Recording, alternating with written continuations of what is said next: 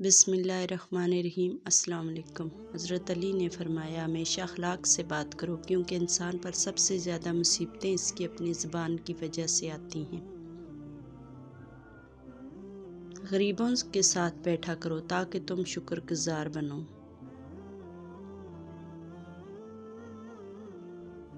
توبہ کرنے میں تاخیر مت کرو، کیونکہ موت اچانک آئے گی۔ موت نہ ہو تو ہمیں معلوم کیسے ہوگا کہ جانے والا ہمیں کتنا عزیز تھا۔ نکلنا چاہتے ہیں ہم بدن سے کہ اب اس خاک سے اکتا گئے ہیں۔ ایک کامیاب زندگی کا حاصل ایک پرسکون موت کے سوا اور کیا ہے؟ موت ایک بے خبر ساتھی ہے۔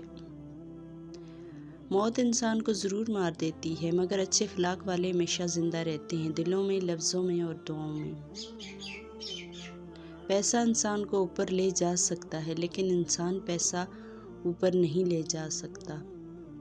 وہ گناہ جس کا تمہیں رنج ہو، اللہ کے نزدیک اس نیکی سے بہتر ہے جس سے تم میں غرور پیدا ہو جائے۔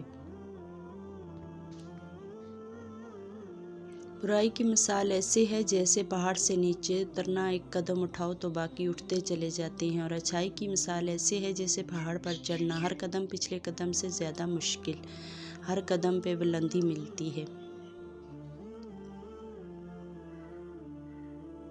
مسلمان اور مومن میں فرق۔ مسلمان وہ ہے جو اللہ کو مانتا ہے، مومن وہ ہے جو اللہ کی مانتا ہے۔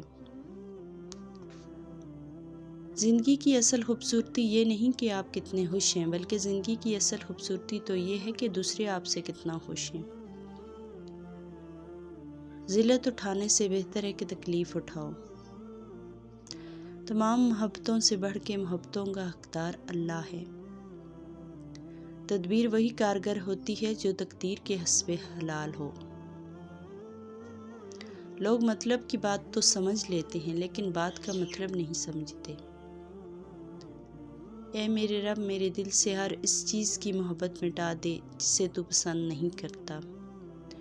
ایک دعا میری رب سے ہے کہ کسی کا دل نہ دکھے میری وجہ سے۔ اے رب، کر دے کچھ ایسی عنایت مجھ پر کہ صرف خوشیاں ہی ملیں سب کو میری وجہ سے، آمین۔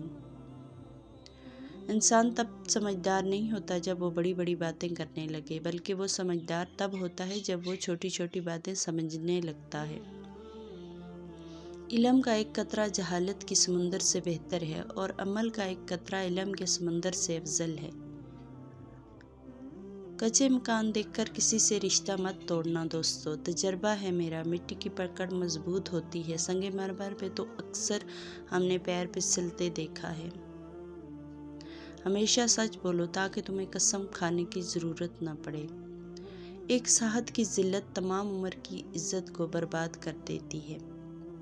اگر انسان اپنی انگلیوں کا استعمال کرے، اپنی ہی غلطیوں کو گننے کے لیے کرے، تو دوسروں پہ انگلی اٹھانے کا وقت ہی نہ ملے۔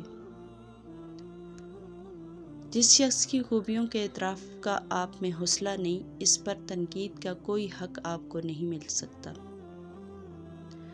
وہ انسان کامیاب ہے جو خوشی اور غم کو ظاہر نہ کرے۔ جب کوئی شخص خود اپنی تعریف کرے تو اس کا وقار ختم ہو جاتا ہے۔ قول بے عمل اور عمل بے اخلاص دونوں ہی ناقابل قبول ہیں۔ جس نے کبھی غلطی نہیں کی، اس نے کبھی کوئی نئی بات تلاش نہیں کی۔ وضو جوانوں کی طرح کرو، نماز بوڑھوں کی طرح پڑھو، اور دعا بچوں کی طرح مانگو۔ اور ویورز، اگر آپ کو میری ویڈیو پسند آ رہی ہوں تو لائک کریں، شیئر کریں، سبسکرائب کر کے آل کے بٹن پر کلک کریں تاکہ آپ کو میری ویڈیو کا نوٹیفیکیشن بر وقت مل سکے۔ شکریہ۔